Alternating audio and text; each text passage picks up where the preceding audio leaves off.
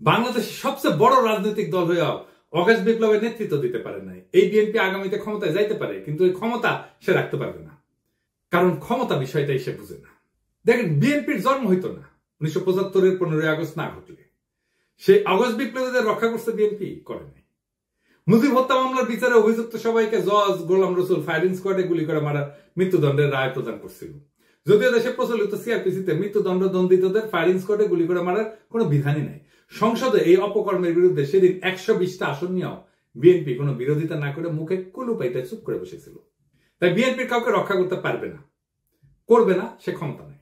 BNP ক্ষতি করতে পারবে, সেটাই আসল ক্ষমতা। রক্ষা করতে পারাটা রাজনৈতিক ক্ষমতা না, বরং ক্ষতি করতে পারার হিম্মতটাই রাজনৈতিক ক্ষমতা। আমি এই প্রসঙ্গে বিস্তারিত আলাপ করছি আগের এপিসোডে। আওয়ামী লীগের মিছিল বড় হচ্ছে এই জন্য না যে কেউ কাউকে অপমান করছে আর অভিমানে রাজপথ ছেড়ে দিচ্ছে তাই আওয়ামী লীগ মিছিল করতেছে, না তা না। বাংলাদেশে বিএনপি বা জামাত বা ছাত্রদের এনসিপির গ্রিন সিগন্যাল ছাড়া আওয়ামী লীগের বাতের ক্ষমতা নাই মিছিল করে। আওয়ামী লীগ বিএনপির আশকারা পাইয়া মিছিল করতেছে না, শুধু বিএনপি আওয়ামী লীগের মিছিল করে দিচ্ছে। হ্যাঁ, বা বেশ, এইভাবেই তারা আওয়ামী লীগকে বাঁচাই রেখে জনগণকে ভয় দেখাইতে চায়। বিএনপি ক্ষমতায় আসার আগেই দলটার নেতা কর্মী এবং তাদের আত্মীয় স্বজনরা আওয়ামী লীগের রাজনৈতিক স্বার্থ রক্ষার জন্য কতটা মরিয়া হয়ে উঠছে এ খবর পড়লেই সেটা বুঝতে পারবেন। আওয়ামী লীগকে যারা রুখে দিতে পারবে তারাই আগামী বাংলাদেশের নেতা হবে। বিএনপি রুখতে না চাইলে তো মাঠ ফাঁকা থাকবে না। বিএনপি প্রাণ ভয়ে রাজপথে 28 অক্টোবর দাঁড়াইতে পারে নাই, তার জন্য কি বর্ষা বিপ্লব থামেছিল? ছিল না। ফার্মের কন্ট্রাডিকশন গুলো নিয়ে আলাপ করি না, চাইলে করা যায়। ফার্ম কইতেছে 71 একটা রেড লাইন, এই রেড লাইন ক্রস করলে বাংলাদেশের রাজনীতি করা যাবে না। এই জন্য নাকি জামাত মেইনস্ট্রিম হইতে পারে নাই। আজিব বাত। বিএনপি কি 71-কে ওন করে? সে নিজে কি ফার্মকে নিজে বাঙালি জাতীয়তাবাদকে ওন করে? ফার্ম তো নিজেই নিজেকে হিন্দুস্তানি মুসলমান বলছে। দেখেন, আমি নিজেকে বাঙালি মনে করি না, আমি নিজেকে হিন্দুস্তানি মুসলমান মনে করি। ফার্ম কি ধর্ম নিরপেক্ষতা মানে? সে কি সমাজতন্ত্র মানে? সে নিজেই কমিউনিস্টকে দান্দিক বলে। সেই বাকশাল চায়, আবার ইউরোপিয়ান এনলাইটমেন্ট চায়। দান্দিক বোকাচোদা আর কি। তাইলে ফার্মের 71টা আসলে কি? ফার্মের ন্যারেটিভ কি 71-এর? আমি আসলে জানতে চাই। এবার আসেন বিএনপির 31 দফা নিয়ে আলাপ করি। আমি 31 দফার এক এক দফা নিয়ে সারা ভাবে আলাপ করেছি, আপনারা দেখছেন। আলাপ একবারে যদি করতাম আগ্রহ ধরে রাখতে পারতেন না। তো বিএনপির কিছু কইতে ইচ্ছা করে না, এটা বেকুব ভর্তি দল, এরা নিজেদের দুর্বলতা কখনো বুঝতে পারে নাই। যেহেতু অ্যান্টি আওয়ামী লীগ সকলের কাজের সুফল পাইছিল, তাই তারা ভাবে নাই নিজের ইন্টেলেকচুয়াল অ্যাসেট গড়ে তুলতে হবে। এখন পরিচয় গাড্ডায় আওয়ামী আমলের কোন ন্যারেটিভ তৈরি করতে পারে নাই, একটাও না। আপনি দেখাতে পারবেন না একটা ন্যারেটিভ তৈরি করছে, নিজেদেরকে রক্ষা করতে পারেনি ন্যারেটিভ তৈরি করে। আর এইটা যে তাদের দুর্বলতা, এটা কোনোদিন খতায় দেখে নাই। গাড়পেলি করে মাস্তানি হয়, রাজনীতি হয় না। রাজনীতি সিরিয়াস বিষয়, ক্ষমতা মাফিয়াদেরও থাকে।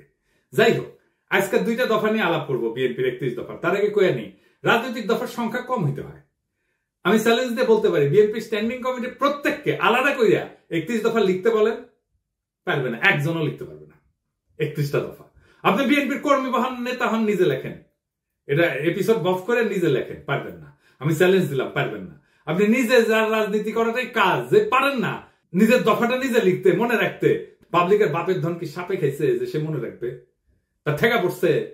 আসেন দেখি রাজনৈতিক কর্মসূচি অল্প দফায় কেন হইতে হয়, সেটা একটু আলাপ করি।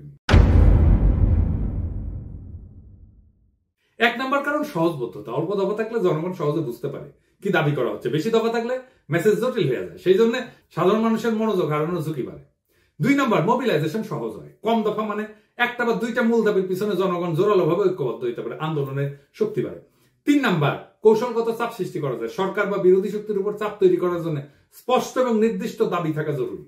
বেশি দাবি দিলে কোনো দাবি নিয়ে সুনির্দিষ্টভাবে চাপ তৈরি করা যায় না। গতি বজায় রাখা। কম দফার কর্মসূচি আন্দোলনের গতি এবং ফোকাস বজায় রাখে। লম্বা তালিকা মানে প্রত্যেকটা বিষয় আলাদা করে ব্যাখ্যা লাগবে, যা সময় ক্ষেপণ করে। 5 নম্বর হইতেছে সংবাদ মাধ্যমে সহজে প্রচার। মিডিয়া ছোট স্পষ্ট বার্তা প্রচার করতে পছন্দ করে। অল্প দফায় আন্দোলন সহজে শিরোনাম হয়। আমি এটা বললাম আন্দোলন এই কারণে, কারণ তারা কিন্তু 31 দফা আন্দোলনের সময় করছে, বিপ্লবের পরে করে নাই। সেজন্য আন্দোলনের কথা বললাম। আমাদের সফল আন্দোলনগুলো দেখেন, রাষ্ট্রভাষা বাংলা চাই। 6 দফা। এরশাদ বিরোধী আন্দোলনের 1 দফা, 1 দফা 1 দাবি, এরশাদ তুই কবে যাবি। হাসিনা খাদা আন্দোলনের 1 দফা। এমনকি বিএনপি যে 4 দলীয় জোটের 5 দফা ছিল 2001 সালের নির্বাচনে, দুর্নীতিমুক্ত প্রশাসন, সুশাসন, আইন শৃঙ্খলা উন্নয়ন, এই সমস্ত। তারপরে দফা বাড়তে থাকে। 2018 সালে বিএনপির ঐক্যফ্রন্টের দফা হয় 7 দফা। আর 11টা লক্ষ, এই হইতেছে বাম ইনফ্লুয়েন্স। দাবি ঢুকাইতে দিতে হবে 23-23